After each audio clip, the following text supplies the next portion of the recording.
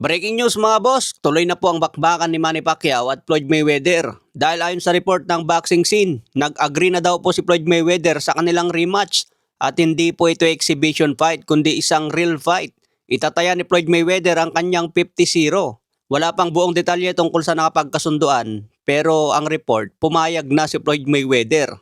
Siyempre mga boss, nagastos mo ng advance payment na kinuha mo eh. Plus nakasangla pa ang kontrata. Ginamit mo pang kontrata para makautang ka. Hindi mo na talaga pwedeng takasan yan. Dahil kung aayaw ka o ipagpilitan ang exhibition fight, kaso naman ang hahabol sa'yo. Kaya no choice na si Floyd Mayweather mga boss kundi itaya na lang ang kanyang 50-0 ngayon. September 19 po ang bakbakan nila sa Las Vegas Sphere. Kaya subaybayan na lang po natin ang bakbakan na yan dahil medyo matagal pa. Mahabang training ang kailangan ni Manny Pacquiao dito para sureball na ang kanyang panalo. Hindi pwede yung 3 months training lang katulad sa laban niya kay Mario Barrios. Kasi ang naging dahilan ni Manny Pacquiao doon, kinapos sa training eh. Kaya ngayon kailangan niya ng 4 months na paghahanda mga boss. May reaksyon nga dyan si Robert Garcia eh. Sa tingin daw niya, mas aktibo ngayon si Manny Pacquiao sa kanyang training. Dahil nagja-jogging daw si Manny Pacquiao sa mga bundok at marami siyang kasama. At gusto raw ni Manny Pacquiao, lagi siyang nauuna tuwing jumajogging sa bundok. Mahirap daw ito gawin lalo na isang 47 years old na. Pero gusto raw ipakita ni Manny Pacquiao sa mga sumasabay sa kanya na meron pa rin siyang ibubuga, may lakas pa. Tuwing nakipag-sparring naman daw si Manny Pacquiao, maraming nanonood at maraming kamera. Ayaw daw ni Pacquiao na makitang nabubugbog siya sa sparring. Kaya hard sparring daw lagi si Manny Pacquiao. Pinapakita ang kanyang 100% na lakas dahil maraming nanonood sa kanyang sparring.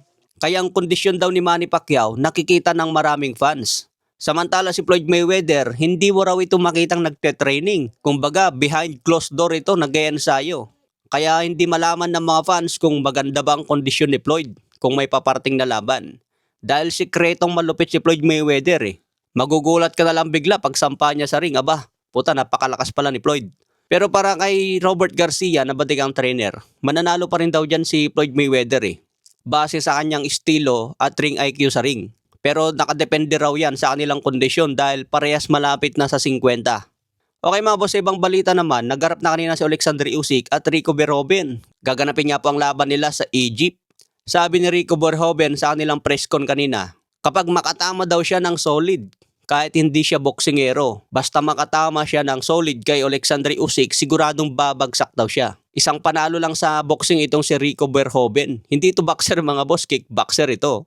Kaya nga maraming fans ang dismayado dito kay Alexander Usyk dahil number 1 pound for pound ka sa boxing. Pero ang nilalabanan mo hindi naman boxer, hindi active na boksingero. Isa na si Robert Garcia sa nagsabing dismayado siya kay Alexander Usyk. Kahit manalo si Usyk dito, walang credit na makukuha niya. Ang masamang araw dito baka matyamba ng isang suntok si Usyk at magrogi. Mas nakakaya nga daw kung matalo dito si Usyk. Hindi mo masabi dahil heavyweight division ito, isang suntok pwedeng mabago ang laban. Kaya subaybayan natin ang laban na ito hanggang May 23. Okay mga boss, so yan lang muna ang mga latest na balita ngayon. Maraming salamat po.